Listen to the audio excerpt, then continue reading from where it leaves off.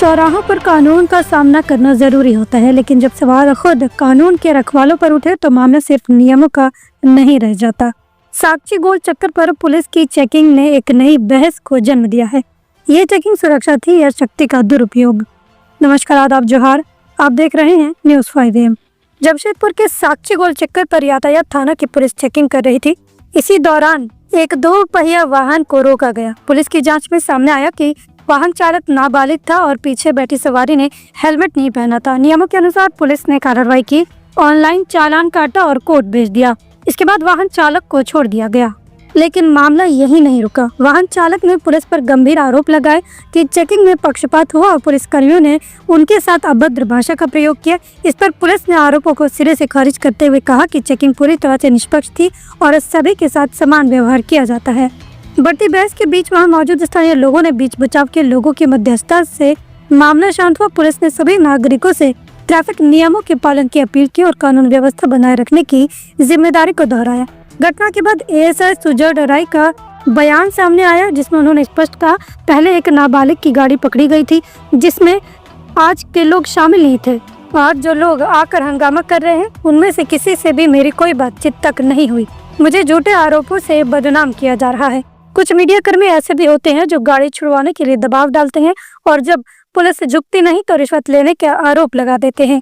अगर कोई ये कहता है कि मैंने 6,000 रुपए की मांग की है तो सबूत दीजिए, मैं खुद को दोषी मान लूंगा। ASI ने यह भी माना कि हाल ही में एक खबर चलाई गई थी जिसमें कुछ पत्रकार द्वारा गाड़ी छुड़वाने के लिए थाने में दबाव बनाते हुए देखे गए। उन्होंने ये भी जोड़ा कि स्वास्थ्य मंत्री इरफान अंसारी ने भी कुछ पत्रकारों पर प्रतिबंध लगाने की बात कही है। इसका मामला क्या है? मामला ये है कि पहले बात तो कल एक नाबालिग गाड़ी पकड़ाया था जिसमें ये लोग शामिल नहीं थे। आज आने के बाद में उससे मेरी कुछ बात नहीं हुई। झूठ मूठ तो मुझे लांछन लगाया जा रहा है और सब एक बंदा उसको पिया हुआ है और साथ में प्रेस वाले भी उसमें इन्वॉल्व है सपोर्ट करने के लिए कि हाँ वो गाड़ी छुड़ा करके कुछ पैसा ले ले। वो अगर गाड़ी मैं नहीं छोड़ता हूँ तो उसका लालचन लगाते कि मैं पैसा का वसूल किया कर दूँ। तो आपका कहना है कि कुछ लोग ऐसा काम कर रहे हैं? हाँ, कुछ प्रेस वाले ऐसा काम कर रहे हैं। और अभी अंदर भी कुछ एक लड़का सामने खड़ा, ये भी कुछ बोल रहा था। हाँ, ये लड़के से मेरी बात हो रही तो सर आप क्या कहेंगे मीडिया जो अभी जो चल रहा है सिस्टम को? क्योंकि कुछ दिन पहले मैंने भी एक न्यूज चलाया था जिसमें कुछ लोग ऐसा काम कर रहे हैं कि थाना और पुलिस पे आके दबाव डाल के गाड़ी छुड़ाया जा रहा था। बस सही है। थाना पुलिस ने अगर कुछ मीडिया वाले ऐसे हैं कि आके दबाव डालते कि गाड़ी छोड़े, गाड़ी अगर नहीं छोड़ा जाता है तो उसी पदाधिकारी के ऊपर में लांछन लगा दिया जाता है कि पैसा ये ले रहे हैं, पैसा का डिमांड कर रहे हैं, इतना पैसा का डिमांड को वसूली करके वो लोग कर रहे हैं। अच्छा, अभी इरफान अंसारी हमारे जो स्वास्थ्य मंत्री है उन्होंने भी कुछ मीडिया वालों पे रोक लगाया, क्या सही है? हाँ, एकदम सही, एकदम सही हुआ। तो अभी जो आपके ऊपर आरोप लग रहा था कि 6,000 आप डिमांड कर रहे हैं, मैं अपने आप को मान लूंगा मैं डिमांड क्या हूँ, प्रूफ नहीं है तो समझेगा उसको। जो 2 लोग आए थे उनका गाड़ी था ये उनका गाड़ी नहीं सर, मतलब उनका गाड़ी नहीं है, फिर भी आके वो दलाली का काम कर रहा है।